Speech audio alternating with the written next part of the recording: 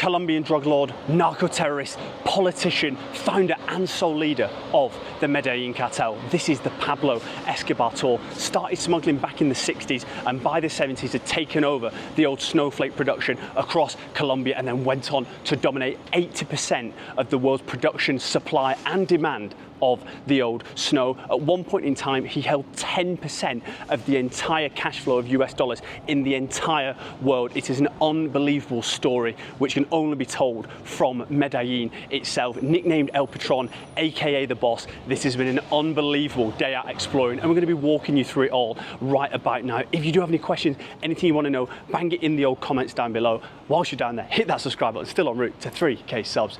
Let's just get straight into it, baby. This is about to blow your mind. Stop number one, Inflexion Memorial Park, and already the knowledge and insight the guy's given us is unbelievable. So this actually was opened in 2019 and sits on, well, the base of where one of Pablo's houses used to be. It was like an apartment block that actually got blown up by the Cali cartel back in the day.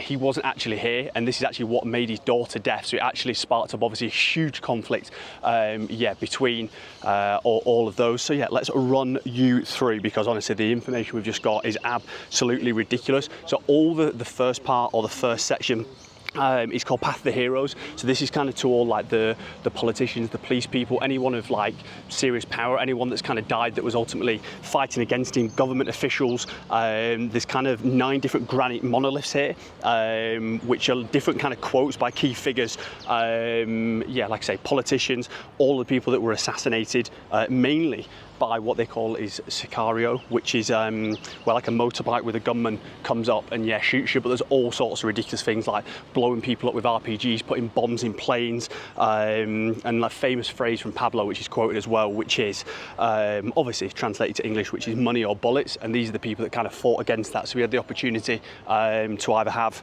yeah, be bribed or yeah, be sent to the grave. So yeah, there was a reporter in here as well, one of the main people that found out that he had the biggest taxi company in the whole of Colombia, whilst only having 3 taxis. And for anyone that's watched Narcos, that is obviously yeah, one of the first things that they say. The second little bit here that we're going to come to is called the Plaza of Reflection and Memory. So basically it contains like little bullet holes. Hopefully we can get close enough and see there. But yeah, there's different numbers. Our guide quoted 16,000. I saw online it was 46,000, and basically each hole represents a victim of the violence taken, do you know what I mean, throughout that entire period. And at night, these holes are actually illuminated from the inside. Yeah, which is obviously pretty cool. But yeah, I just think it's just like a really insightful thing. As I said yesterday on the tour, it's like, we don't often go on a lot of tours and stuff, but this is a place where the information and knowledge that he's already said to us is absolutely crazy. So he's saying that obviously Pablo's family, his wife and his son, now live in Argentina, in Buenos Aires. They're not sure where his daughter went. Yeah, she obviously disappeared, and they're doing like a lot of like news reporter type things. Yeah, which is crazy. There's 5 survivors of the cartel based on one of the laws that Pablo got passed, where you weren't extradited to the UK, and obviously used to say, do you know what I mean, he'd rather kill himself or die in Colombia rather than be extradited to the US. But one of the key things on this little section here, between let me get my dates right, 1989, I believe the first section is, yeah, he let off over 200 bombs within that period, which is obviously, yeah, absolutely crazy. There's also a little section called the Peacekeepers, which is like a little sculpture to all the police dedicated missing, injured, and sits again on the site of the park, which is built in 2017 itself. But yeah, this little section on the bombs, he let off 100 bombs in 1989 alone, and 9 bombs on the 27th across like different banks and different police stations, and yeah, just trying to take out all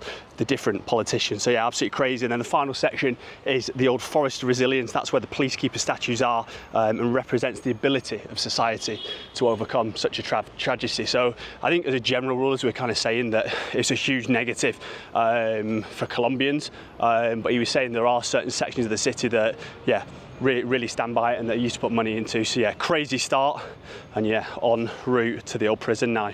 Stop number 2 is the Cathedral, aka the prison that Pablo built for himself.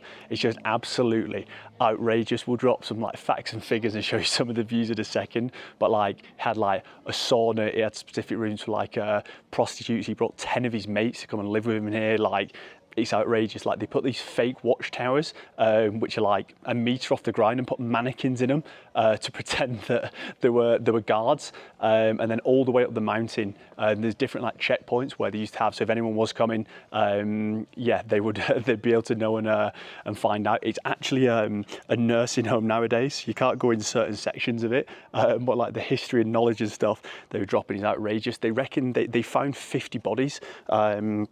Of people that he killed in here, 2 specifically, where like apparently barbecued them and then played football with their heads, which for me is pretty loose behaviour. One of the most outrageous things, well, to be fair, every single thing is outrageous, but for me the most outrageous is the fact that Maradona came to visit him here, and obviously we all know Maradona is partial to a little bit of the old white stuff. I'm just going to walk past the people here, but this is like the escape route that he used to get out.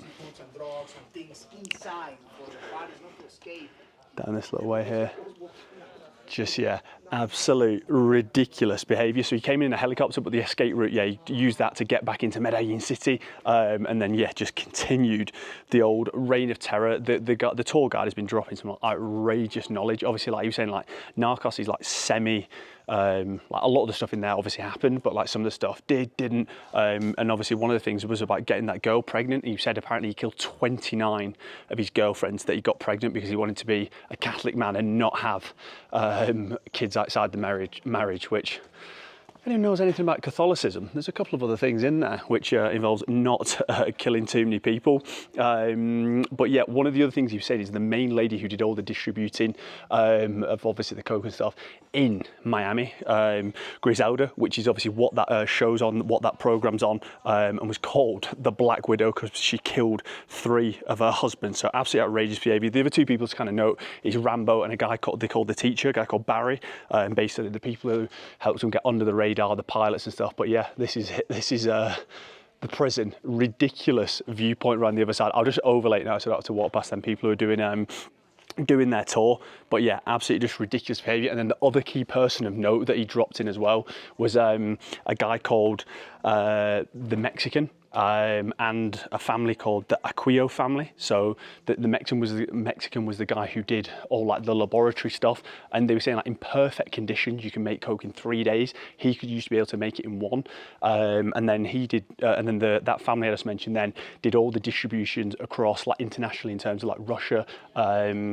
And across Europe as well. So it's just absolutely outrageous. And they were saying Colombia specifically, it was like if it wasn't Pablo, it would have been someone else because the conditions here are absolutely perfect for, yeah, making a bit of the old white stuff. But yeah, a prison where you had waterfalls, saunas, jacuzzis, just absolutely outrageous behaviour. And you said, yeah, literally had like 5 rooms specifically built to put prostitutes in there, that's pretty loose, mate. And there's a really iconic photo of where he's behind the bars in the prison, and he basically got somebody to come and take that photo, and then basically, behind the bars itself, if you actually saw the photos, it was like an actual gym, and just all the amenities you're looking for in a 5-star hotel. But just walk around the other section now. You can kind of come around this way, but yeah, check out the view. This is what prison back in the day. This is what he was rocking with.